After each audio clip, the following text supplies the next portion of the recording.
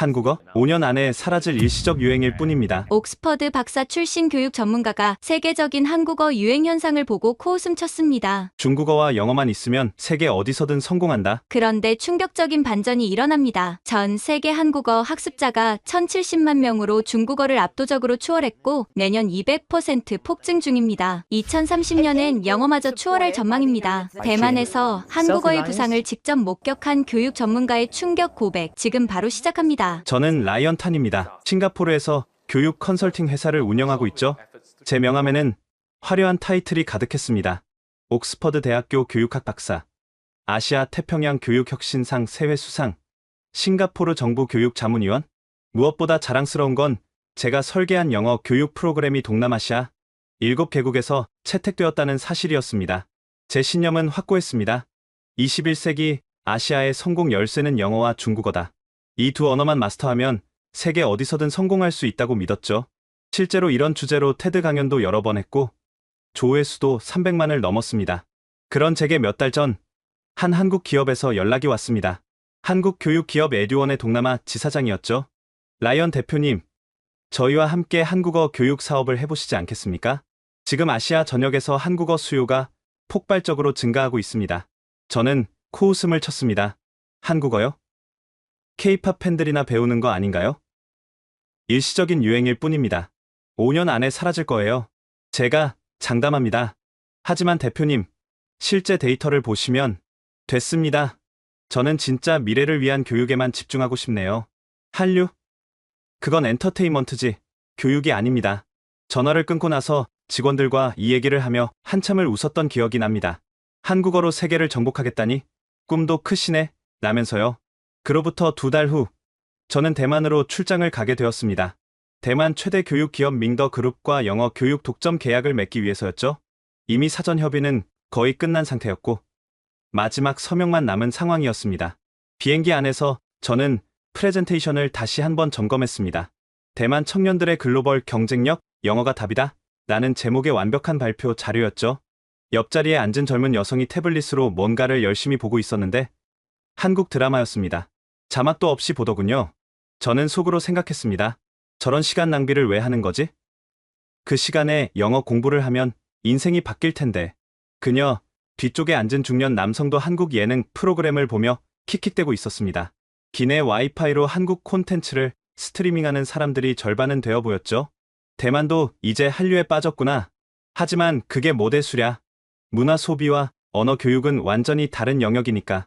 저는 창밖을 보며 미소를 지었습니다. 며칠 후면 대만 영어 교육 시장을 완전히 장악할 수 있을 거라는 확신에 차 있었죠. 타오이안 공항에 도착했을 때는 저녁 6시쯤이었습니다. 입국 심사대를 지나며 들은 안내 방송이 좀 이상했습니다. 중국어, 영어, 일본어 다음으로 한국어 안내가 나오더군요. 관광객이 많은가 보네. 짐을 찾고 나오는데 공항 직원이 다가왔습니다. 라이언 탄 대표님이신가요? 네, 맞습니다. 밍더 그룹에서 모셔왔습니다. 첸 회장님께서 내일 미팅을 기다리고 계십니다. 그는 유창한 영어를 구사했지만 명찰을 보니 한글로도 이름이 적혀 있었습니다. 장회의 옆에 장이라고요. 한국어도 하시나 봐요? 네. 요즘은 필수죠. 한국 비즈니스 파트너들이 너무 많아서요. 저는 대수롭지 않게 넘겼습니다. 그저 비즈니스 매너 정도로 생각했으니까요. 호텔로 가는 차 안에서 타이베이 시내를 구경했습니다. 네온사인이 화려한 도시였는데 유독 한글 간판이 많이 보였습니다. 한국 음식점, 한국 화장품 가게, 심지어 한국 슈퍼마켓까지. 한국 관광객이 많이 오나 봅니다. 운전기사가 백미러로 저를 보며 웃었습니다. 관광객이요? 아니요. 다 현지인들이 가는 곳입니다. 요즘 대만 사람들 한국 거라면 다 좋아해요. 특히 젊은 사람들은요. 저는 고개를 저었습니다. 일시적인 유행이 만들어낸 거품 같은 현상이라고 생각했죠. 호텔에 도착해 체크인을 하는데 프런트 직원이 갑자기 한국어로 인사를 했습니다. 안녕하세요. 환영합니다. 저는 한국인이 아닙니다. 아, 죄송합니다. 요즘 투숙객 절반이 한국분들이라서요. 그리고 한국어 할 줄 아는 직원을 우대 채용하다 보니 저도 배우게 되었네요. 방에 들어와 창밖을 내다봤습니다. 타이베이의 야경이 아름다웠지만 제 눈에는 곧 정복할 영어 교육 시장만 보였습니다. 내일이면 모든 게 끝난다. 대만 영어 교육의 새 시대가 열리는 거야. 그날 밤 저는 달콤한 꿈을 꾸며 잠들었습니다. 하지만 다음날 아침, 저를 기다리고 있던 것은 상상도 못한 충격과 굴욕이었죠. 제 인생 최악의 하루가 될 줄은 꿈에도 몰랐습니다. 다음날 아침 9시, 저는 완벽한 정장 차림으로 밍더 그룹 본사에 도착했습니다. 100일 빌딩이 보이는 신이 지구의 초고층 빌딩이었죠. 로비에 들어서자마자 이상한 느낌이 들었습니다. 대기 공간에 너무 많은 사람들이 있었거든요. 그것도 모두 비즈니스 정장을 입은 사람들이었습니다. 저처럼 미팅을 기다리는 것 같았는데 대부분 한국어로 대화를 나누고 있었습니다. 실례합니다만 혹시 한국 기업분들이신가요? 제가 영어로 물으니 한 남성이 유창한 영어로 답했습니다. 네. 저희는 YBM 교육에서 왔습니다. 저쪽은 EBS 랭귀지, 그쪽은 종로학원 해외사업부고요. 오늘만 한국 교육 기업 10곳이 미팅 잡혀 있다고 들었어요. 순간 등골이 서늘해졌습니다. 하지만 애써 평정심을 유지했죠. 아, 그래도 영어 교육은 저희가... 영어요? 그거 이제 한물 같잖아요. 대만 영어 학원 상당수가 문 닫았다는데 모르셨나요? 그의 말에 저는 아무 대답도 할 수 없었습니다.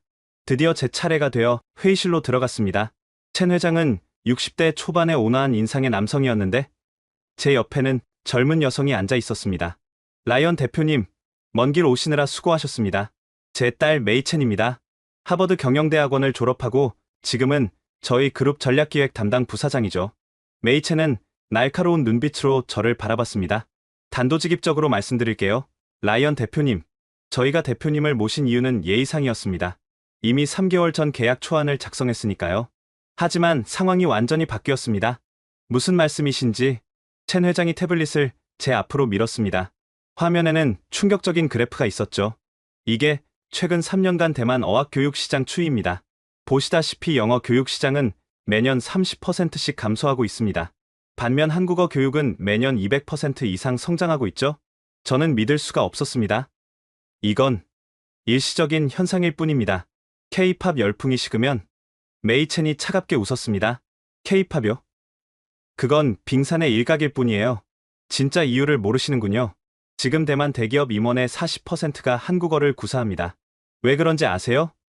그건 삼성, LG, SK하이닉스와의 비즈니스 때문입니다. 우리 반도체 산업의 핵심 파트너들이죠. 영어로 소통하는 것보다 한국어로 직접 소통할 때 계약 성사율이 3배 높다는 통계가 있습니다. 첸 회장이 이어서 말했습니다. 더 충격적인 건 우리 TSMC가 한국어 구사 엔지니어에게 35% 연봉 프리미엄을 준다는 겁니다. 영어는 겨우 15%고요. 이게 현실입니다. 저는 준비해온 프레젠테이션 자료를 꺼낼 수도 없었습니다. 대만 청년들의 글로벌 경쟁력, 영어가 답이다? 라는 제목이 갑자기 한심해 보였거든요. 그래도 영어는 여전히 국제 공용어입니다. 장기적으로 보면 메이첸이 제 말을 잘랐습니다. 장기적이요? 대표님, 작년에 대만 대학 신입생 중 한국어를 제2외 국어로 선택한 학생이 몇 명인지 아세요? 45%입니다. 영어는 이미 제1외 국어가 아니라 기본 교양 수준으로 전락했어요. 그녀는 서류 뭉치를 제 앞에 던졌습니다. 이건 오늘 미팅 일정표예요. 오전에만 한국 교육 기업 6곳, 오후에 4곳 더 있습니다. 그 중에서 저희는 최고의 파트너를 선택할 겁니다. 저는 마지막으로 발악했습니다. 하지만 제 커리큘럼은 옥스퍼드에서 인증받았고 동남아 7개국에서 동남아요? 첸 회장이 웃었습니다. 태국도 이미 한국어 교육 붐이 일고 있다던데요? 베트남은 말할 것도 없고 대표님이 자랑하시는 그 7개국, 2년 안에 다 한국어 교육으로 바뀔 겁니다. 메이첸이 일어서며 말했습니다. 시대를 읽지 못하는 전문가는 전문가가 아니죠. 대표님의 제안은 최소한 5년은 늦었습니다. 아니, 어쩌면 영원히 늦었을지도 모르겠네요. 회의실을 나오는 제 다리는 후들거렸습니다. 복도에서 기다리던 한국 기업 관계자들이 자신만만한 표정으로 저를 스쳐 지나갔죠. 엘리베이터를 기다리는데 뒤에서 한국어 대화가 들렸습니다. 알아들을 수는 없었지만 가끔 영어 단어가 섞여 있었죠. 마켓쉐어, 파트너십, 독점 계약. 1층 로비로 내려오니 더 많은 한국 기업 관계자들이 대기하고 있었습니다. 어떤 이는 한국어로 프레젠테이션 리허설을 하고 있었고 어떤 이는 한국어 교재 샘플을 정리하고 있었죠. 밖으로 나와 택시를 잡았습니다. 호텔로 가주세요. 어느 호텔이요? 제가 호텔 이름을 말하자 택시 기사가 물었습니다. 한국 분이세요? 아니요. 싱가포르에서 왔습니다. 아, 영어 잘하시네요. 근데 요즘은 영어보다 한국어가 더 중요해요. 제 딸도 한국어 배우고 있는데 덕분에 좋은 회사 들어갔어요. 무슨 회사인데요? 폭스콘이요. 아이폰 만드는 회사 아시죠? 거기도 이제 한국어 할 줄 아는 직원을 우대한대요. 한국 부품 회사들이랑 일이 많아서요. 저는 더 이상 아무 말도 할 수 없었습니다. 제가 믿어왔던 모든 것이 무너져 내리는 느낌이었죠. 호텔로 돌아오는 길, 차창 밖 풍경이 다르게 보였습니다. 한글 간판들이 유독 선명하게 눈에 들어왔고, 거리의 젊은이들이 한국 브랜드 옷을 입고 있는 게 보였죠. 이게 정말 현실인가? 영어의 시대가 끝났다고? 말도 안 돼. 하지만 부정하고 싶어도 부정할 수 없는 현실이 제 눈앞에 펼쳐져 있었습니다. 그리고 이건 시작에 불과했죠. 진짜 충격은 이제부터였습니다. 호텔 방으로 돌아온 저는 침대에 그대로 쓰러졌습니다. 머릿속이 텅 빈 것 같았죠. 평생 쌓아온 신념이 단 1시간 만에 무너진 기분이 어떤지 아시나요? 1시간쯤 누워있다가 정신을 차렸습니다. 아니야. 이건 그냥 한 기업의 선택일 뿐이야. 대만 전체가 이럴 리 없어. 저는 직접 확인해 보기로 했습니다. 호텔을 나와 시내 중심가로 향했죠. 시먼딩, 대만의 명동이라 불리는 곳이었습니다. 첫 번째로 들른 곳은 대형 서점이었습니다. 어학 코너로 올라가는 에스컬레이터에서부터 충격이 시작됐죠. 벽면, 광고판에 커다란 한글이 적혀 있었거든요. 한국어, 당신의 미래를 바꿉니다. 4층 어학 코너에 도착했을 때 저는 내 눈을 의심했습니다. 영어 교재 코너는 구석으로 밀려나 있었고 가장 넓고 좋은 자리는 모두 한국어 교재가 차지하고 있었죠. 직원에게 물었습니다. 영어 교재는 왜 이렇게 구석에 있나요? 아, 작년부터 재배치했어요. 한국어 교재 매출이 영어를 추월했거든요. 지금은 3배 차이 나요. 3배요? 네. 특히 토픽 교재는 입고되자마자 품절이에요. 오늘도 대기 고객이 50명이나 돼요. 토픽, 한국어 능력 시험을 말하는 거였죠. 영어의 토플이나 IELTS 같은 시험인데 이게 대만에서 이렇게 인기라니? 서점을 나와 걷다가 낯익은 간판을 봤습니다. 월스트리트 잉글리시. 제가 한때 자문했던 글로벌 영어 학원 체인이었죠. 하지만 문이 굳게 닫혀 있었고 유리문에는 충격적인 안내문이 붙어 있었습니다. 장기 휴업 안내. 리모델링 후 종로 한국어 학원으로 재오픈 예정? 옆 건물을 보니 더 기가 막혔습니다. 브리티시 카운슬 영국문화원 간판이 내려져 있었고 그 자리에 새 간판을 다는 중이었죠. 세종학당이라는 한글 간판을. 실례합니다. 여기 영국문화원 아니었나요? 간판 작업을 하던 인부가 대답했습니다. 맞아요. 근데 수강생이 없어서 철수했어요. 작년 말에요. 이제 한국 정부에서 운영하는 한국어 교육원이 들어온대요. 저는 믿을 수가 없어서 바로 옆 스타벅스로 들어갔습니다. 커피라도 마시며 정신을 차려야 했거든요. 어서 오세요. 안녕하세요. 카운터 직원이 한국어로 인사했습니다. 이름표를 보니 린샤오위 린소유라고 중국어와 한국어가 함께 적혀 있었죠. 한국어로 주문하실 수 있어요. 메뉴판도 한국어 있습니다. 저는 영어로. 아, 죄송해요. 요즘 한국 손님이 워낙 많아서요. 그리고 대만 손님들도 한국어 연습하려고 일부러 한국어로 주문하시거든요. 커피를 받아들고 자리에 앉았습니다. 주변을 둘러보니 젊은이들 대부분이 테이블에 한국어 교재를 펼쳐놓고 있었죠. 어떤 그룹은 한국 드라마를 보며 따라 말하기 연습을 하고 있었고 어떤 커플은 서로 한국어로 대화 연습을 하고 있었습니다. 옆 테이블에서 들려온 대화가 귀에 들어왔습니다. 중국어였지만 영어 단어가 섞여 있어서 대충 이해할 수 있었죠. 나 다음 달에 토픽 시험 봐. 6급 따면 회사에서 보너스 준대. 부럽다. 우리 회사도 한국어 수당 생겼어. 월급의 20%나 더 준다니까. 영어는? 영어? 그건 이제 기본이잖아. 차별화가 안 돼. 저는 커피를 마시다 말고 일어났습니다. 더 직접적인 증거를 찾아야 했죠. 대학가로 향했습니다. 국립대만대학교 앞 학원가였죠. 한 블록을 걷는 동안 영어 학원은 단 2곳만 봤습니다.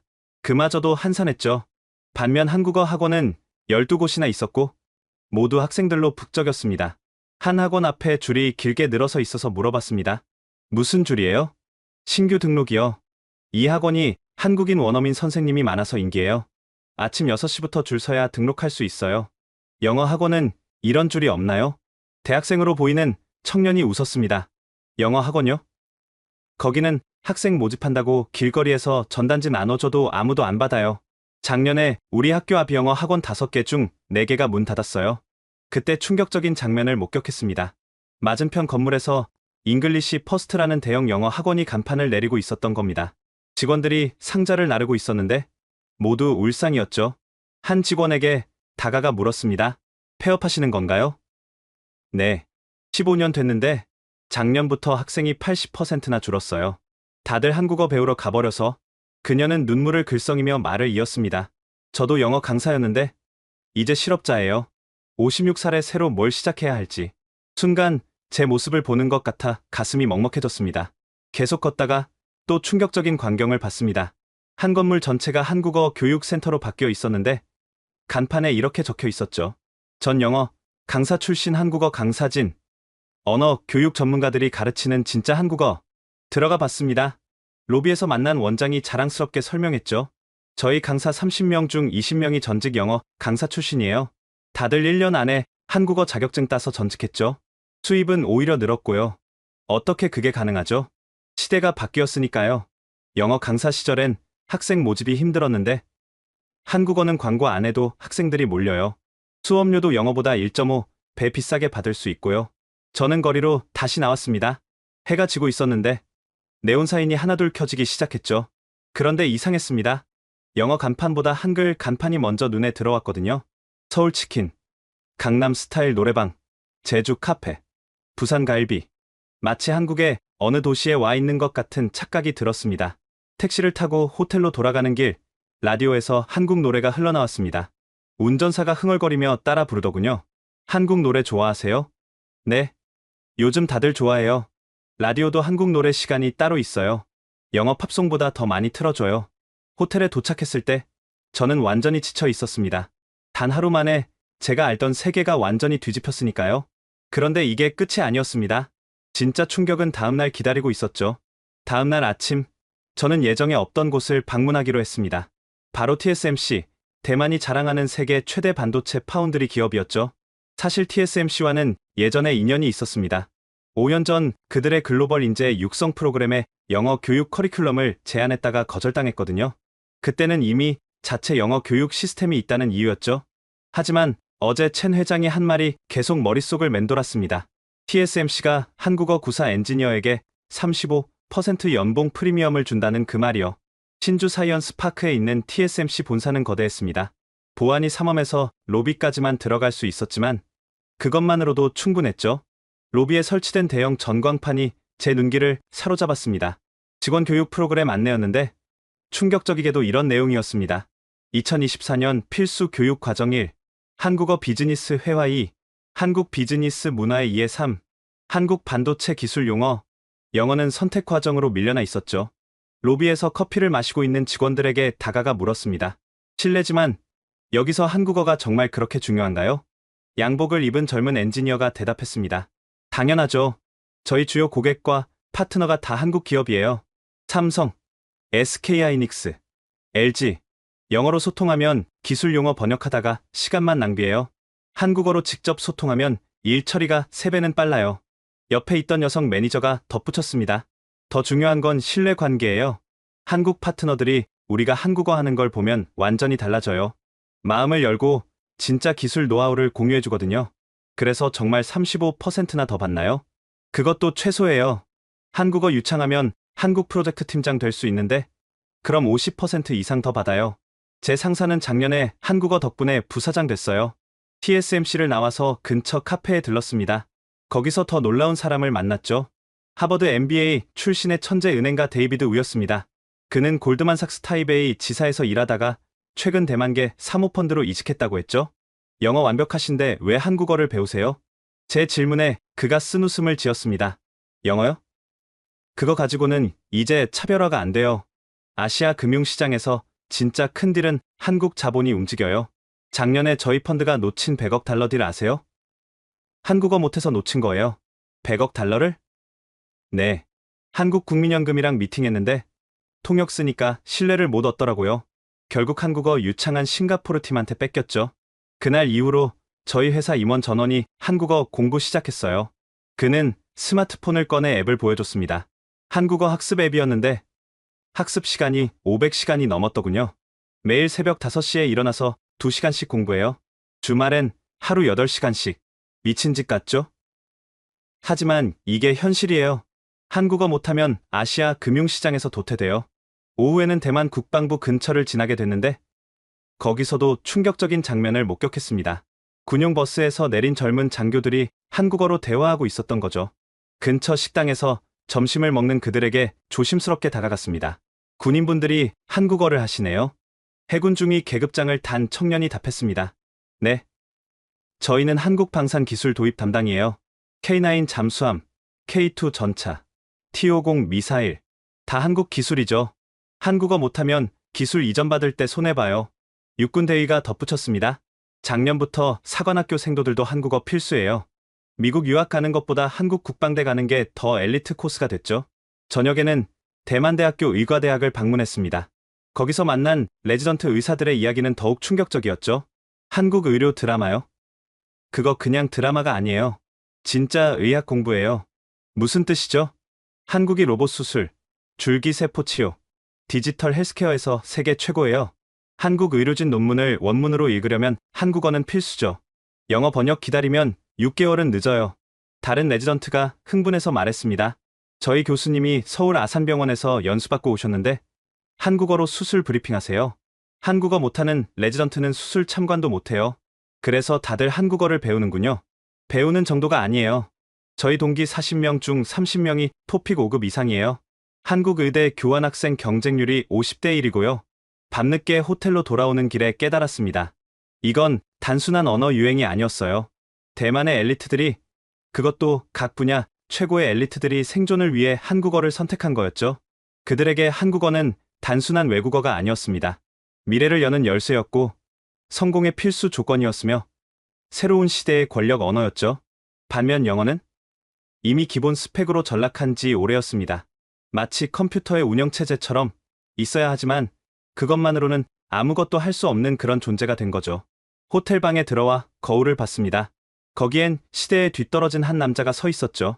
평생 영어 교육을 외치며 살아온, 하지만 이제는 아무도 필요로 하지 않는 구시대의 유물 같은 사람이. 그날 밤, 저는 태어나서 처음으로 한국어 교재를 주문했습니다.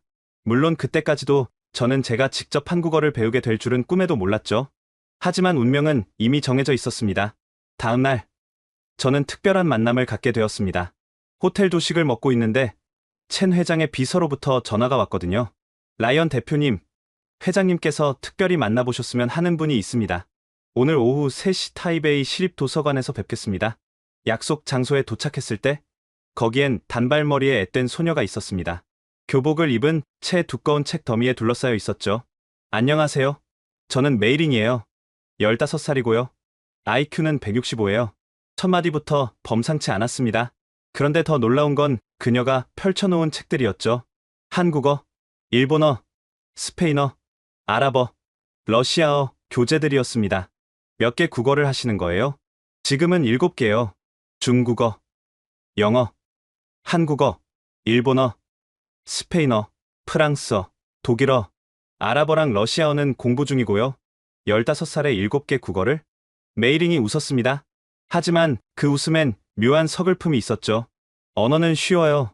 패턴이 있거든요. 문법 구조 파악하고, 어휘 암기하고, 발음 규칙 익히면 돼요. 3개월이면 일상회화, 6개월이면 신문 읽기 가능해요. 그럼 가장 어려운 언어는 뭐였나요? 메이링이 잠시 생각하더니 답했습니다.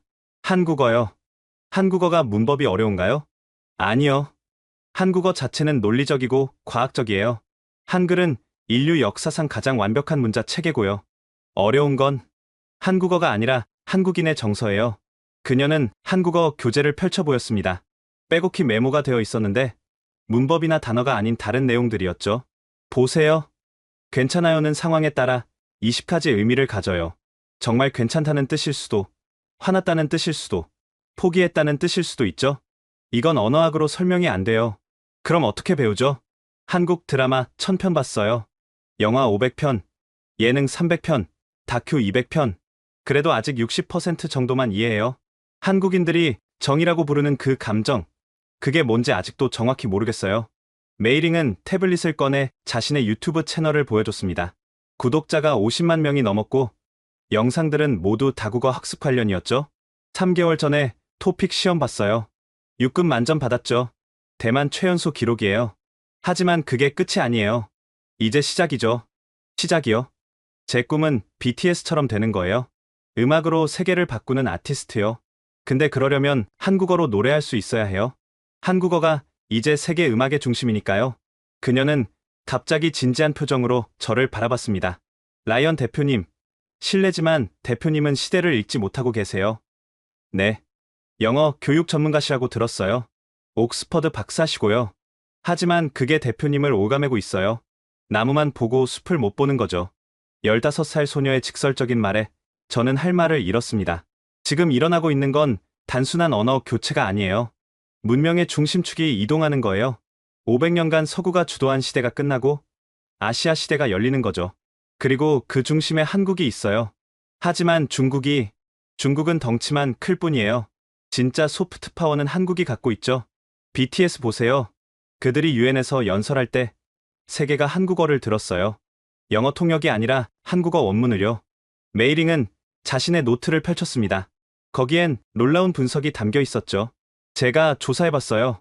지난 3년간 전 세계 한국어 학습자 증가율이 400%예요. 특히 10대에서 20대는 600%. 이 속도면 2030년엔 한국어가 세계 3대 언어가 돼요. 그건 너무 과장된 넷플릭스 데이터 아세요? 비영어권 콘텐츠 중 한국 콘텐츠 시청 시간이 65%예요. 오징어 게임 이후로 한국어 자막으로 보는 사람이 더빙보다 많아졌고요. 그녀는 계속 말했습니다. 대표님, 언어는 권력이에요. 로마가 지배할 땐 라틴어, 대영 제국 시대엔 영어가 권력이었죠. 이제 그 바통이 한국어로 넘어가고 있는 거예요. 그럼 영어는 남아있겠죠. 하지만 라틴어처럼 될 거예요. 학술용, 고전용 언어로요. 진짜 비즈니스, 진짜 문화, 진짜 혁신은 한국어로 이뤄질 거예요. 메이링은 시계를 보더니 일어섰습니다. 저 한국어 스피치 대회 연습 가야 해요. 다음 달에 전국 대회거든요. 1등하면 서울대 입학 보장이에요. 서울대요? 네. 이제 대만 학생들 드림스쿨은 하버드나 옥스퍼드가 아니에요. 서울대, 연세대, 고려대예요. 거기서 진짜 미래를 배울 수 있으니까요. 그녀가 떠난 후 저는 한참을 앉아 있었습니다. 15살 소녀가 저보다 세상을 더 정확히 보고 있었던 거죠. 메이링이 남기고 간 메모 하나가 테이블에 있었습니다. 거기엔 이렇게 적혀 있었죠. 미래는 이미 와 있다. 단지 고르게 분포되지 않았을 뿐이다. 윌리엄 깁슨. 그 아래 그녀의 손글씨로 덧붙여져 있었습니다. 그리고 그 미래는 한국어로 쓰여지고 있다. 저는 그 메모를 주머니에 넣었습니다. 그리고 결심했죠. 더 이상 부정하지 않기로, 현실을 받아들이기로, 아니, 단순히 받아들이는 것을 넘어서 그 변화의 일부가 되기로 말입니다. 메이링을 만난 다음 날, 저는 첸 회장이 소개해준 또 다른 인물을 만나게 되었습니다. 국립대만대학교 역사학과 왕리춘 명예교수였죠. 78세의 노학자로 북경대학교에서 박사학위를 받고 평생 중국 고대사를 연구한 대만 학계의 거장이었습니다. 약속 장소는 그의 자택이었습니다. 전통 가옥을 개조한 아름다운 집이었는데 들어서자마자 놀랄 수밖에 없었죠. 벽면 가득 걸린 족자들이 모두 한글로 쓰여 있었거든요. 어서 오세요. 차 한잔 하시죠. 왕 교수가 내온 차는 한국 전통차였습니다. 대추차였죠. 한국 문화에 관심이 많으신가 봅니다. 왕 교수가 온화하게 웃었습니다. 관심 정도가 아니죠. 73세에 한국어를 시작해서 5년째 공부 중입니다. 매일 4시간씩, 하루도 빠짐없이요. 왜 그 나이에 한국어를? 그의 표정이 진지해졌습니다. 부끄러운 고백부터 해야겠군요. 저는 평생 중화 문명의 우월성을 믿고 살았습니다. 5천년 역사, 동아시아 문명의 종주국. 한국은 그저 우리 문화를 받아들인 작은 나라 정도로 생각했죠. 그는 찻잔을 내려놓고 말을 이었습니다. 그런데 5년 전 손녀가 보던 한국 사극을 우연히 봤습니다. 융룡이 나르샤였죠.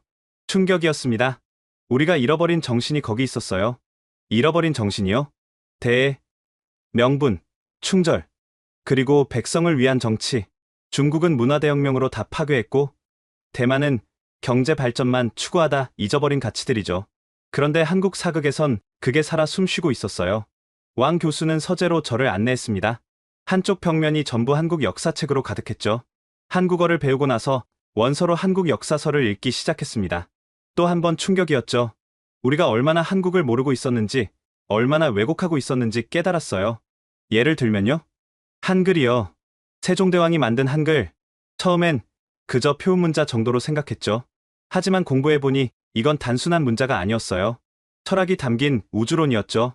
천지인 사상, 음양오행, 그 모든 게 28개 글자에 담겨 있었어요. 그는 한글 창제 원리를 설명한 노트를 보여줬습니다. 빼곡한 메모와 도표들이 그의 열정을 보여주고 있었죠. 더 놀라운 건 한국어의 존대법이에요. 7단계로 세분화된 존대 체계. 이건 단순한 문법이 아니에요. 인간관계의 철학이죠. 상대를 배려하고 존중하는 마음이 언어에 녹아있는 거예요. 중국어나 일본어에도 존대법이 있지 않나요? 형식만 남았죠. 한국어처럼 살아있지 않아요. 한국인들은 아직도 어른에게 존댓말 쓰고 처음 만난 사람에게 예의를 지키죠. 이게 얼마나 대단한 건지 아세요? 현대 사회에서 전통 예법이 살아있는 유일한 언어예요. 왕 교수는 거실로 돌아와 TV를 켰습니다. 한국 뉴스가 나오고 있었죠. 매일 저녁 한국 뉴스를 봅니다. 처음엔 자막 없이는 못 알아들었는데 이제는 80%는 이해해요. 한국 정치, 경제, 사회 이슈를 실시간으로 파악하죠. 왜 그렇게까지 하시는 거죠? 왕 교수가 잠시 침묵하다가 말했습니다. 손자들 때문이에요. 제 손자 넷이 모두 한국어를 배우고 있어요. 처음엔 K-팝 때문에 시작했는데 이제는 한국 대학 진학이 목표예요. 중국 역사 전공자이신데 손자들이 한국으로 가는 게 섭섭하지 않으세요? 오히려 자랑스럽죠. 한국이 지금 아시아 문화의 중심이니까요. 제가 평생 연구한 동아시아 전통 문화가 가장 현대적으로 꽃피운 곳이 한국이에요. 그는 손자들과 찍은 사진을 보여줬습니다. 모두 한복을 입고 있었죠. 작년 추석에 손자들이 한국식으로 차례 지내자고 했어요. 유튜브로 배웠다면서요. 처음엔 황당했는데 막상 해보니 우리가 잃어버린 전통이 거기 있었어요. 그래서 가족 모두 한국어를 배우는 건가요? 매주 토요일은 한국어 가족 모임이에요. 저와 아내, 아들 부부, 손자 넷, 이렇게 8명이 모여서 한국 드라마 보고 한국 음식 만들고 한국 노래 부르죠. 74세 아내도 이제 한글은 다 읽어요. 왕 교수는 서재에서 두꺼운 원고 뭉치를 가져왔습니다. 제가 쓰고 있는 책이에요. 한국에서 찾은 잃어버린 중화 문명이라는 제목이죠. 내년에 출간 예정이에요. 어떤 내용인가요? 한국이 어떻게 전통을 지키면서도 현대화에 성공했는지, 어떻게 서구 문화를 받아들이면서도 정체성을 유지했는지에 대한 연구예요. 중국과 대만이 배워야 할 교훈이 담겨 있죠. 그는 진지한 눈빛으로 저를 바라봤습니다. 라이언 대표님, 언어는 단순한 의사소통 도구가 아니에요. 문명의 그릇이죠. 영어가 담는 건 개인주의와 합리주의예요. 중국어가 담는 건 실용주의와 현실주의고요. 한국어는요? 한국어가 담는 건 정의예요. 인간적인 따뜻함, 공동체 의식, 그리고 미래에 대한 열정이죠. 21세기의 인류에게 가장 필요한 가치예요. 왕 교수는 일어서며 말했습니다. 오늘 저녁 손자들과 한국어 스터디 모임이 있어요. 같이 참여하시겠어요? 대만 최고 명문가 자제들이 모이는 모임이에요. 30명 정도 되는데 모두 한국 유학 준비생들이죠. 저는 정중히 거절했습니다. 아직 한국어를 전혀 못하는 제가 갈 자리는 아니었으니까요. 집을 나서며 왕 교수가 마지막으로 한 말이 귓가에 계속 맴돌았습니다. 영어의 시대는 끝났어요. 이제는 마음의 언어, 정의 언어가 필요한 시대예요. 그게 바로 한국어입니다. 78세 노학자의 고백은 15세 천재 소녀의 예언과 정확히 일치하고 있었습니다. 세대를 초월한 이들의 선택이 말해주는 것은 분명했죠. 변화는 이미 시작되었고 되돌릴 수 없는 흐름이 되었다는 것을. 왕 교수를 만난 다음 날, 저는 예상치 못한 연락을 받았습니다. 골드만삭스 아시아 태평양 총괄 대표 마크 첸으로부터였죠. 그는 저와 옥스퍼드 동문이었고 가끔 정보를 교환하는 사이였습니다. 라이언, 타이베이에 있다고 들었어. 오늘 저녁 시간 있나? 보여줄 게 있어. 그를 만난 곳은 타이베이 101 빌딩 85층에 있는 고급 레스토랑이었습니다. 창밖으로 타이베이 전경이 한눈에 들어왔죠. 이거 봐. 마크는 태블릿을 건넸습니다. 극비 도장이 찍힌 보고서였죠. 제목은 충격적이었습니다. 2024년 아시아 언어 경제가치 평가 한국어의 부상과 영어의 몰락? 이게 뭐야? 우리가 3개월간 조사한 자료야. 아시아 10개국, 10,000개 기업 대상으로 언어별 경제 가치를 측정했지. 보고서를 넘기는 제 손이 떨렸습니다. 그래프와 숫자들이 믿기 어려운 현실을 보여주고 있었죠. 현재 기준, 아시아에서 한국어 구사자의 평균 연봉 프리미엄은 38%, 영어는 12%로 떨어졌어. 38%? 그것도 평균이야. 반도체, 엔터테인먼트, 의료, 뷰티 산업에선 50%가 넘어. 특히 메타버스와 AI 분야는 70%까지 올라가. 마크는 다른 페이지를 보여줬습니다. 더 충격적인 건 이거야. 포춘 500 아시아 기업 중 312개가 한국어 구사 임원을 우대 채용하고 있어. 5년 전엔 18개였는데 왜 이런 일이? 한국이 4차 산업혁명의 실질적 리더가 됐거든. 반도체는 물론이고 바이오, 배터리, 로봇, 인공지능 모든 핵심 기술을 한국이 주도하고 있어. 영어로 번역된 자료만 보면 이미 6개월은 뒤처지는 거야. 마크는 와인을 한 모금 마시고 말을 이었습니다. 우리 회사도 작년부터 신입 직원 채용 시 한국어 가산점을 줘. 토픽 6급이면 하버드 MBA랑 동급으로 평가해. 골드만삭스가? 어쩔 수 없어. 작년에 우리가 놓친 딜만 해도 300억 달러야. 전부 한국계 자본이 관련된 건이었는데 한국어 구사 직원이 없어서 네트워킹 자체가 안 됐거든. 그는 스마트폰을 꺼내 사진을 보여줬습니다. 골드만삭스 홍콩 오피스의 모습이었는데 직원들이 단체로 수업을 듣고 있었죠. 매주 월수금 아침 7시 한국어 수업이야. 의무 참석. 안 하면 승진 불가야. 직원들 반발이 없어? 처음엔 있었지. 그런데 한국어 잘하는 직원들 보너스가 2배, 3배 뛰는 걸 보고는 다들 독하게 공부하더라. 마크는 보고서의 마지막 페이지를 펼쳤습니다. 2030년 예측이야. 한국어가 중국어, 영어와 함께 아시아 3대 비즈니스 언어가 돼.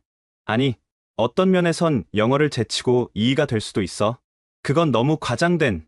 라이언, 넌 아직도 모르는구나. 지금 실리콘밸리 스타트업의 30%가 한국계야. 구글, 애플, 메타에서 나온 한국인 엔지니어들이 세운 회사들이지. 그들이 쓰는 언어가 뭔 줄 알아? 영어와 한국어 혼용이야. 마크는 신문 기사를 보여줬습니다. 테슬라가 한국의 아시아 본부를 세운다는 거 알아? 일론 머스크가 직접 한국어 공부 시작했대. 트위터에 한글로 트윗도 올리고. 그래도 영어는 이제 라틴어 신세야. 학술 논문이나 국제기구에선 쓰겠지만 진짜 비즈니스, 진짜 혁신은 한국어로 이뤄질 거야. 그때 레스토랑에 새로운 손님들이 들어왔습니다. 젊은 사업가들 같았는데 모두 한국어로 대화하고 있었죠. 저들 봐. 대만 최고 부자 집안 자제들이야. 하버드, 스탠퍼드 나왔지만 지금은 모두 서울에서 스타트업 하고 있어. 한 달에 한 번 타이베이 와서 모임 갖는 거야. 마크는 진지한 표정으로 제게 말했습니다. 라이언, 충고하는데 지금이라도 한국어 시작해. 영어 교육 사업은 접고 늦기 전에 방향 전환해야 해. 하지만 내 경력? 그게 뭔 소용이야. 시대가 바뀌었는데 공룡도 한때는 지구의 지배자였어. 하지만 환경이 바뀌니까 멸종했잖아. 마크는 계산을 하고 일어서며 마지막으로 말했습니다. 참고로 우리 회사 싱가포르 지사도 한국어 교육 의무화 결정했어. 내 회사도 빨리 대비하는 게 좋을 거야. 레스토랑을 나와 홀로 남은 저는 타이베이의 야경을 바라봤습니다. 불빛 가득한 도시가 제게는 전쟁터처럼 보였죠. 언어 전쟁, 문화 전쟁, 그리고 미래를 향한 전쟁. 그 전쟁에서 영어는 이미 패배했고 저는 패장이 된 거였습니다. 그날 밤 호텔로 돌아온 저는 잠을 이룰 수 없었습니다. 마크가 보여준 보고서가 계속 머릿속을 맴돌았죠. 새벽 3시 저는 밖으로 나왔습니다. 목적 없이 걷다가 어느 건물 앞에서 멈춰섰죠. 케빈스 잉글리시 아카데미. 간판은 아직 그대로였지만 유리문엔 폐업이라는 스티커가 붙어 있었습니다. 그런데 이상하게도 안에 불이 켜져 있었죠. 문을 밀어보니 열려 있었습니다. 안으로 들어가자 한 남자가 바닥에 앉아 뭔가를 정리하고 있었죠. 누구세요? 남자가 고개를 들었습니다. 50대 중반의 지친 얼굴이었죠. 아, 죄송합니다. 문이 열려 있어서. 전 교육 관련 일을 하는 사람입니다. 교육이요? 그가 씁쓸하게 웃었습니다. 그럼 제 이야기를 들어보실래요? 어차피 오늘이 마지막 밤이니까. 그는 케빈 리, 이 학원의 원장이었습니다. 30년이에요. 제가 이 학원을 운영한 시간이. 대만 최초로 미국식 몰입 영어 교육을 도입했죠. 한때는 학생이 3,000명이 넘었어요. 케빈은 벽에 걸린 사진들을 가리켰습니다. 활기찬 학생들의 모습이 담겨 있었죠. 2년 전까지만 해도 대기자가 500명이었어요. 부모들이 새벽부터 줄 서서 등록했죠. 그런데 한국어 때문인가요? 처음엔 그냥 유행이라고 생각했어요. K-팝 좋아하는 애들이 잠깐 관심 갖는 거라고. 하지만 6개월 만에 학생 절반이 떠났어요. 1년 만에 70%가 떠났고 올해는 그는 손가락으로 숫자를 만들었습니다. 12명. 3,000명 중에 12명만 남았어요. 그마저도 다음 달이면 다 떠날 거예요. 학생들이 뭐라고 하던가요? 영어는 이제 경쟁력이 없다고. 한국어를 해야 좋은 직장 가고, 좋은 대학 간다고. 심지어 어떤 부모는 이렇게 말했어요. 영어는 유튜브로도 배울 수 있는데 왜 비싼 돈 내고 학원 다녀요? 케빈은 책상 서랍에서 뭔가를 꺼냈습니다. 한국어 교재였죠. 6개월 전부터 저도 한국어 공부 시작했어요. 56살에 처음부터 다시 시작하는 거죠. 힘들지 않으세요? 죽고 싶을 만큼 힘들어요. 매일 5시간씩 공부하는데 겨우 한글 읽는 수준이에요. 하지만 선택의 여지가 없어요. 살아남으려면 변해야 하니까. 그는 노트북을 열어 보여줬습니다. 서울 한국어 아카데미 타이베이점 사업 계획서였죠. 한국 프랜차이즈 학원과 계약했어요. 다음 달부터 리모델링 시작해요. 제가 보조 강사로 시작해서 3년 안에 정식 강사 자격 따는 게 목표예요. 자존심이 상하지 않나요? 30년 경력의 영어 교육 전문가가. 케빈이 웃었습니다. 하지만 그 웃음엔 슬픔이 묻어 있었죠. 자존심이요? 그런 거 버린 지 오래예요. 작년에 아내가 떠났어요. 실패한 남편 못 보겠다고. 딸은 한국 회사 취업했는데 아빠 부끄럽다고 연락 끊었어요. 그는 창밖을 바라봤습니다. 저기 보이는 건물 알아요? 제가 5년 전에 지은 J 캠퍼스예요. 영어 교육의 메카를 만들겠다고 큰 소리쳤죠. 지금은 한국 기업이 샀어요. 한국어 콜센터로 쓴대요. 케빈은 일어서서 교실들을 보여줬습니다. 텅 빈 공간이 스산했죠. 이 교실에서 수천 명이 영어를 배웠어요. 의사, 변호사, 교수, 다 여기 출신이죠. 그런데 그들이 이제 뭘 하는 줄 알아요? 케빈 선생님, 우리 애는 한국어 학원 보낼게요. 라고 해요. 마지막 교실에 도착했을 때 놀라운 걸 발견했습니다. 벽에 한글이 빼곡히 적혀 있었죠.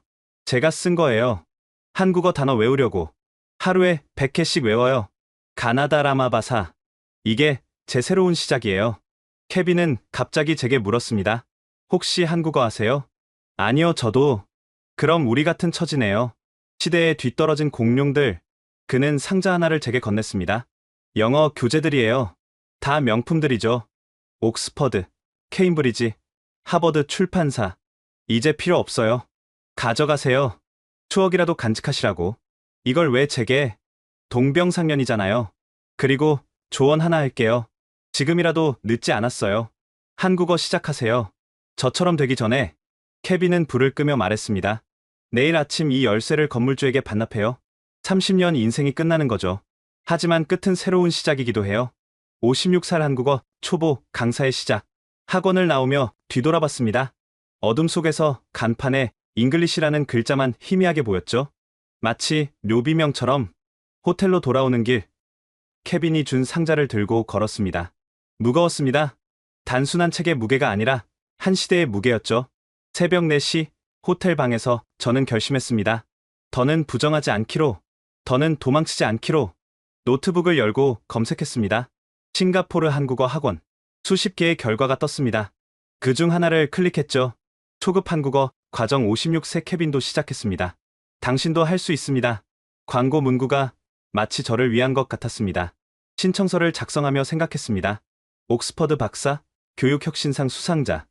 이 모든 타이틀이 이제는 무의미하다는 걸. 중요한 건 살아남는 것, 변화하는 것, 그리고 새로 시작하는 용기를 갖는 것. 이름 라이언 탄. 나이 52. 한국어 레벨 완전 초보. 전송 버튼을 누르는 순간 뭔가 무거운 짐을 내려놓은 기분이었습니다. 창밖이 밝아오고 있었습니다. 타이베이의 새로운 아침이었죠. 그리고 저의 새로운 시작이기도 했습니다. 호텔에서의 마지막 아침. 저는 뜻밖의 초대를 받았습니다. 첸 회장의 집에서 열리는 가족 모임에 와달라는 것이었죠. 특별한 걸 보여드리고 싶어서요. 대만의 평범한 가족이 겪고 있는 변화를 직접 보셨으면 합니다. 첸 회장의 집은 타이베이 교회의 전통 가옥이었습니다. 도착했을 때 정원에서 시끌벅적한 소리가 들렸죠. 들어가 보니 3대가 모여 있었습니다. 그런데 분위기가 심상치 않았습니다. 노부부는 한쪽에, 젊은 세대는 다른 쪽에 나뉘어 앉아 있었죠. 라이언 대표님, 제 가족입니다. 아버지, 어머니, 그리고 제 자녀들이죠. 82세의 첸 노인이 불편한 표정으로 말했습니다. 손님 앞에서 이런 모습 보이기 부끄럽지만 이게 현실입니다. 우리 가족은 지금 전쟁 중이에요. 무슨 일이신지 첸 회장이 설명했습니다. 아버지는 평생 중국 고전을 연구한 학자세요. 논어, 맹자, 시경을 외우며 사셨죠. 그런데 손자들은 한국 드라마 대사를 외우고 있어요. 17살 손녀 위메이가 반발했습니다. 할아버지, 왜 한국 문화는 인정 안 하세요? 한국 사극에도 충효 사상 나오는데요. 그건 우리 문화를 베낀 거야. 원조는 중국이라고. 원조가 뭐가 중요해요? 한국이 더 멋있게 만들었잖아요. 이순신 장군이 논어 읽는 장면 보셨어요? 대박이었다고요. 챗 노인이 지팡이를 두드렸습니다. 너가 뭘 알아? 5천년 역사를 5천년 전 얘기만 하지 마세요. 지금이 중요한 거예요. 한국은 전통을 현대적으로 재해석했어요. 중국은 그냥 박물관에 넣어뒀고요. 분위기가 험악해지자 첸 회장의 부인이 중재했습니다. 다들 진정해요. 오늘은 화해하기로 했잖아요. 막내 손자 샤오밍이 태블릿을 들고 나왔습니다. 할아버지, 이거 보세요. 제가 찾은 건데요. 화면에는 한국 프로그램이 나오고 있었습니다. 차이나는 클라스라는 교양 프로그램이었죠. 이 회에서 중국 고전 전문가가 나와요. 한국인 교수인데 논어를 현대적으로 해석해요. 할아버지가 좋아하실 것 같아서 챗 노인이 마지못해 화면을 봤습니다. 그런데 차츰 표정이 바뀌기 시작했죠. 이 사람, 논어를 정확히 이해하고 있네. 그것도 주의의 해석까지. 할아버지, 한국 학자들도 중국 고전 엄청 연구해요. 그리고 이걸 젊은 사람들도 이해할 수 있게 설명해주죠. 위메이가 덧붙였습니다. 할아버지가 늘 말씀하시는 옹고지신 있잖아요. 옛것을 익혀 새것을 아는 것. 한국이 바로 그걸 하고 있는 거예요. 챗 노인이 잠시 침묵했습니다. 그리고 천천히 말했죠. 그래도 우리 정체성을 잃어선 안 돼. 할아버지, 정체성을 잃는 게 아니라 확장하는 거예요. 중국 문화도 알고 한국 문화도 아는 거죠. 더 풍부해지는 거예요. 그때 첸 회장의 어머니가 갑자기 말했습니다. 사실 나도 한국 드라마 봐요. 모두가 놀라 쳐다봤습니다. 78세 할머니의 고백이었죠. 대장금 봤어요. 요리하는 장면이 너무 아름다워서 우리 전통 요리랑 비슷한데 더 정성스럽더라고요. 첸 노인이 아내를 보며 말했습니다. 당신도? 그리고 이산가족 이야기도 봤어요. 눈물이 나더라고요. 우리도 국共내전 때 헤어진 가족들 있잖아요. 갑자기 첸 노인의 눈가가 촉촉해졌습니다. 그 아픔을 한국 사람들도 아는구나. 샤오밍이 조심스럽게 제안했습니다. 할아버지, 우리 같이 한국 사극 하나 봐요. 정도전이라고. 조선 건국 이야기예요. 유교 국가 만드는 과정이 나와요. 유교 국가? 네. 주자학을 국가 이념으로 삼는 과정이요. 할아버지가 연구하신 그 사상이 어떻게 현실 정치에 적용되는지 나와요. 첸 노인이 마지못해 고개를 끄덕였습니다. 가족 모두가 거실에 모여 앉았습니다. 한국 사극이 시작되자 첸 노인도 차츰 빠져들기 시작했죠. 저 사람이 하는 말, 맹자의 왕도 정치 아닌가? 맞아요, 할아버지. 정도전이 맹자 인용하면서 개혁하는 거예요. 2시간 후 놀라운 일이 일어났습니다. 첸 노인이 한국어 대사를 따라하기 시작한 거죠. 백성이 나라의 근본. 할아버지, 발음 좋으신데요? 온 가족이 웃었습니다.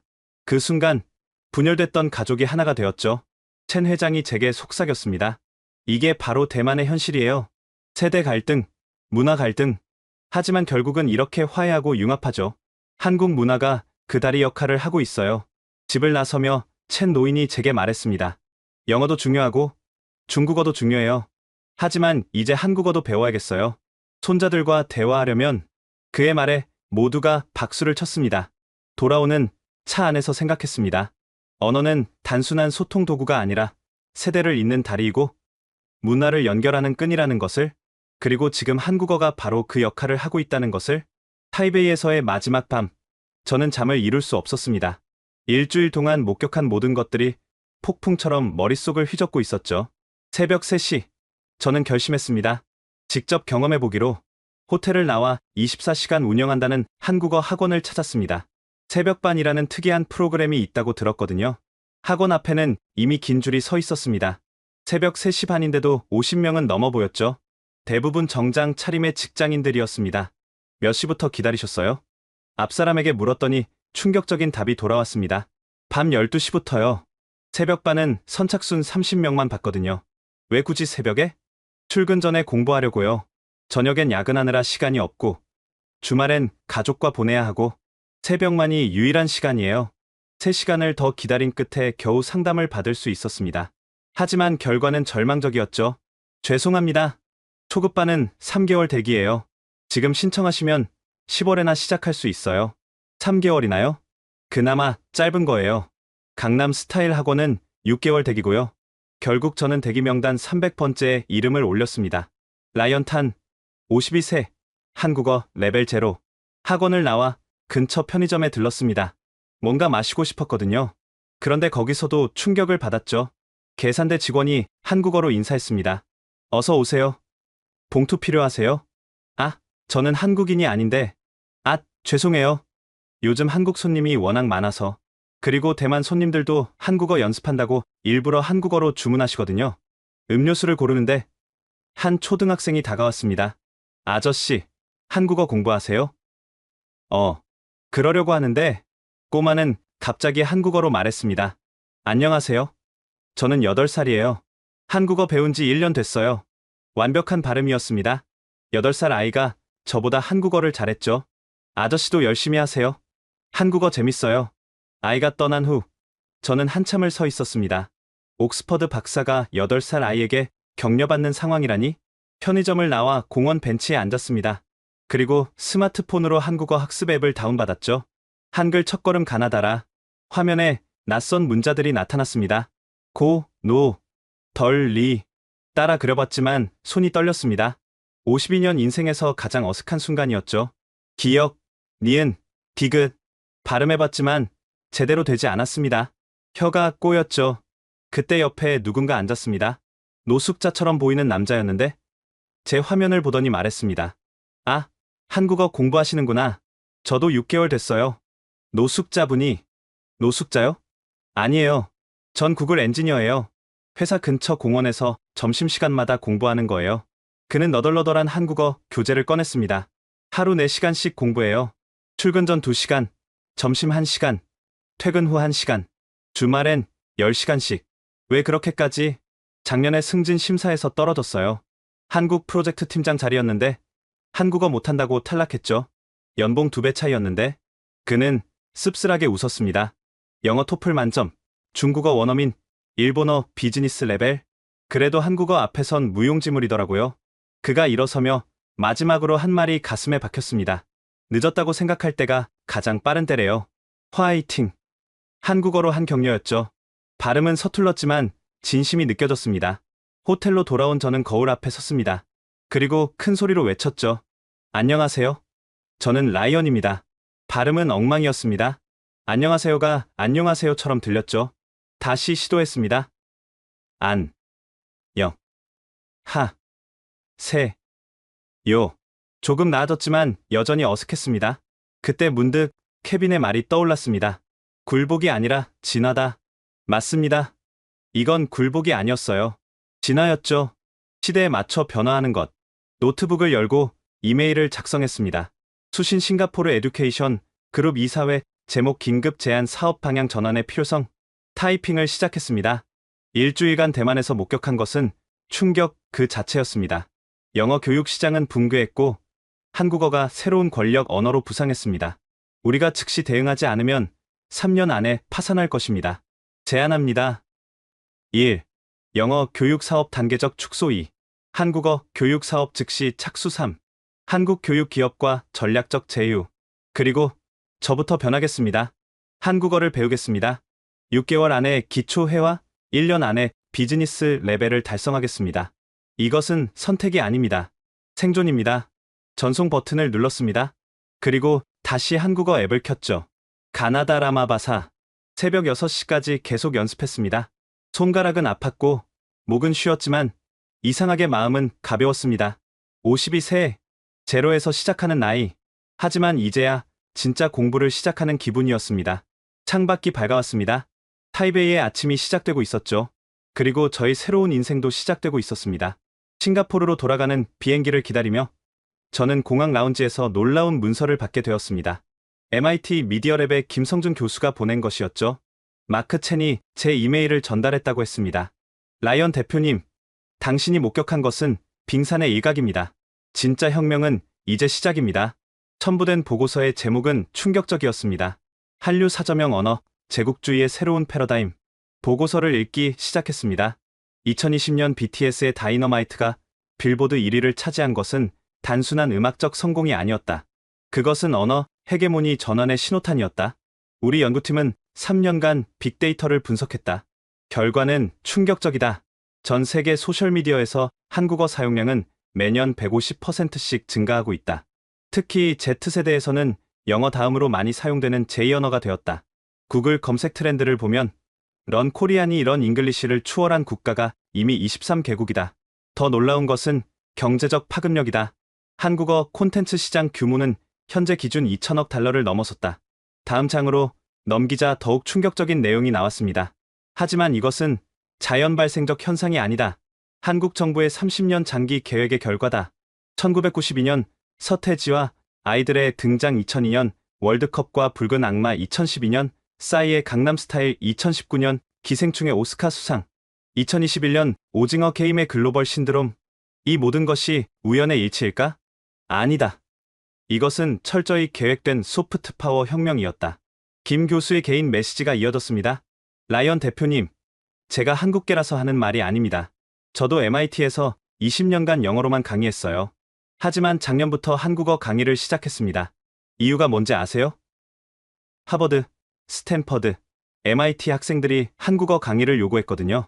백인, 흑인, 히스패닉, 다양한 인종의 학생들이요. 그들이 말하길, 교수님, 인공지능과 메타버스의 최신 논문들이 한국어로 먼저 나와요. 영어 번역을 기다리면 6개월은 늦어요. 보고서의 마지막 부분은 예언적이었습니다. 머지않은 미래의 한국어는 국제 비즈니스의 핵심 언어가 될 것이다. 이것은 예측이 아니다. 이미 시작된 미래다. 라운지에서 주변을 둘러봤습니다. 놀랍게도 절반 이상의 사람들이 한국 콘텐츠를 보고 있었죠. 누군가는 한국 드라마, 누군가는 한국 유튜브, 누군가는 한국어 학습 앱. 옆자리에 앉은 중년 백인 남성이 한국어 교재를 펼쳐놓고 있었습니다. 호기심에 말을 걸었죠. 한국어 공부하시나요? 네. 6개월 됐어요. 전 독일 폭스바겐 임원인데요. 현대자동차와 협업이 많아서요. 한국어 못하면 회의 때 소외돼요. 영어로 하면 되지 않나요? 그가 씁쓸하게 웃었습니다. 한국 엔지니어들끼리 한국어로 토론할 때가 진짜예요. 핵심 아이디어가 다 거기서 나와요. 영어로 통역해주는 건 껍데기뿐이죠. 비행기 탑승 시간이 됐습니다. 기내에 들어가니 또 놀라운 광경이 펼쳐졌죠. 승무원이 방송했습니다. 오늘 기내 엔터테인먼트 시스템 인기 순위를 알려드립니다. 1위 한국 영화 파묘, 2위 한국 드라마 재벌집 막내 아들, 3위 한국 예능 유퀴즈. 10위 안에 영어 콘텐츠는 단 2개뿐이었습니다. 옆자리에 앉은 인도인 프로그래머가 말했습니다. 이제 실리콘밸리도 한국어가 대세예요. 구글 내부 문서 중에 한국어로 먼저 작성되는 게 많아요. 한국인 엔지니어들이 워낙 핵심 포지션에 많아서요. 그럼 인도는? 인도 IT 업계도 비상이에요. 영어라는 무기가 무력화됐으니까. 지금 인도 공과대학들이 한국어 필수 과목 지정하고 있어요. 싱가포르에 도착했을 때 저는 완전히 다른 사람이 되어 있었습니다. 공항에서 회사로 직행했습니다. 긴급 이사회가 소집되어 있었죠. 이사진들의 표정은 심각했습니다. 라이언, 자네 이메일 받았네. 그런데 너무 과장된 건 아닌가? 저는 일주일간 찍은 사진과 영상, 그리고 MIT 보고서를 보여줬습니다. 회의실이 조용해졌습니다. 그때 최고령 이사인 탄 회장이 입을 열었습니다. 사실 내 손녀도 한국어 배우고 있네. 7살인데 벌써 한글을 다 읽더군. 영어보다 한국어를 먼저 배우고 싶다고. 다른 이사가 덧붙였습니다. 우리 회사 주요 클라이언트인 DBS 은행도 한국어 구사 직원 특별 채용 시작했어요. 3시간의 경론 끝에 결론이 났습니다. 만장일치, 사업 전환 승인. 그날 밤, 저는 새로운 명함을 주문했습니다. 라이언 탄 한 싱가포르 교육협력 본부장 코리안 랭귀지 에듀케이션 스페셜리스트. 영어 타이틀 아래 한글도 넣었습니다. 라이언 탄 한국어 교육 전문가. 52세의 새로운 시작. 하지만 이제는 두렵지 않았습니다.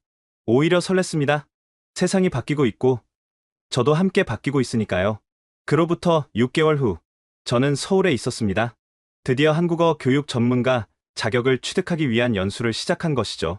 연세대학교 한국어학당. 전 세계에서 온 500명의 한국어 선생님 지망생들과 함께였습니다. 안녕하세요. 저는 싱가포르에서 온 라이언입니다. 6개월 전과 달리 제 한국어는 꽤 자연스러워졌습니다. 매일 5시간씩 공부한 결과였죠. 같은 반에는 흥미로운 사람들이 많았습니다. 전 나사 엔지니어 출신 미국인 톰. 이제 우주 개발도 한국이 주도해요. 누리호 이후로 한국어가 우주 과학 언어가 됐죠. 일본 외무성 관료 사토 상. 한일 관계의 미래는 한국어에 달려 있습니다. 일본 청년들이 한국을 동경해요. 브라질 대기업 상속녀 말야. 남미에도 한류 열풍이 불어요. 한국어 학원이 우후죽순 생기고 있죠. 수업이 끝난 후 우리는 종종 홍대 카페에 모였습니다. 각자의 나라에서 벌어지는 한국어 열풍을 공유하며 미래를 그렸죠. 10년 후엔 우리가 세계 교육을 주도할 거야. 영어 강사들이 우리에게 일자리를 부탁하겠지.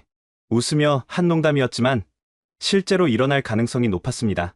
어느 날 특별한 손님이 학교를 방문했습니다. BTS의 RM이었죠. 여러분이 진짜 한류의 영웅입니다. 우리는 노래를 전했지만 여러분은 언어와 문화를 전하고 계시니까요. 그의 말에 모두가 감동했습니다. RM은 이어서 말했습니다. 언어는 단순한 도구가 아닙니다. 영혼을 전달하는 그릇이죠. 한국어에는 한과 정과 흥이 있습니다. 이것을 세계에 전해주세요. 그날 밤 저는 일기를 썼습니다. 한국어로 오늘 깨달았다. 내가 배우는 것은 단순한 언어가 아니다. 하나의 우주관이고 삶의 철학이다. 영어는 개인의 언어였다. 아이가 중심이었다. 한국어는 관계의 언어다. 우리가 중심이다. 21세기 인류에게 필요한 것은 바로 이것이다. 경쟁이 아닌 공존, 개인이 아닌 공동체. 3개월 후 저는 한국어 교사 자격증을 받았습니다. 토픽 6급도 합격했죠. 싱가포르로 돌아온 저를 기다리고 있던 것은 놀라운 변화였습니다. 우리 회사는 이미 한국어 교육 기업으로 완전히 탈바꿈해 있었고 대기자가 3,000명을 넘었습니다. 직원들도 모두 한국어를 공부하고 있었죠. 대표님, 우리가 싱가포르 한국어 교육 1위 기업이 됐어요. 하지만 더 놀라운 소식이 있었습니다. 싱가포르 정부가 한국어를 제3공용어로 지정하는 것을 검토하고 있다는 것이었죠. 교육부 장관이 저를 찾아왔습니다. 라이언, 자네가 옳았네. 이제 싱가포르도 변해야 해. 한국어 공교육 도입을 위해 자네의 도움이 필요하네. 저는 새로운 프로젝트를 시작했습니다. 싱가포르 전 국민 한국어 교육 프로젝트. 목표는 2030년까지 싱가포르 인구의 50%가 한국어를 구사하게 하는 것. 불가능해 보였지만 대만이 이미 증명했듯이 가능한 일이었습니다. 프로젝트 발표의 날 수백 명의 기자들이 몰려왔습니다. 저는 한국어로 발표를 시작했습니다. 안녕하세요. 1년 전만 해도 저는 한국어를 한마디도 못했습니다. 영어가 최고라고 믿었죠. 하지만 이제 알게 됐습니다. 미래는 한국어에 있다는 것을. 통역 없이 진행된 1시간의 발표. 끝났을 때 기립박수가 쏟아졌습니다. 한 기자가 물었습니다. 영어 교육 전문가였던 당신이 완전히 입장을 바꾼 이유는? 저는 미소를 지으며 답했습니다. 시대정신을 읽었기 때문입니다. 20세기가 미국의 세기였다면 21세기는 한국의 세기입니다. 언어는 그 시대정신을 담는 그릇이고요. 발표회가 끝난 후 케빈에게서 이메일이 왔습니다. 라이언, 나도 해냈네. 한국어 강사 자격증 땄어. 내 학원도 대만 최고 한국어 학원이 됐고 56세에 시작했지만 인생 최고의 결정이었어. 그의 사진이 첨부되어 있었습니다. 한국어 교사 자격증을 들고 환하게 웃는 케빈. 1년 전 무너져가던 영어 학원에서 울고 있던 그 사람과는 완전히 다른 사람이었죠. 저도 사진을 찍어 보냈습니다. 제 새로운 사무실에서 벽에는 한글로 쓴 문구가 걸려 있었습니다. 늦었다고 생각할 때가 가장 빠른 때다. 그 아래 영어로 작게 덧붙였습니다. The future is written in Korean. 지금까지 싱가포르 교육 전문가 라이언 탄의 충격적인 각성과 도전의 이야기를 들려드렸습니다.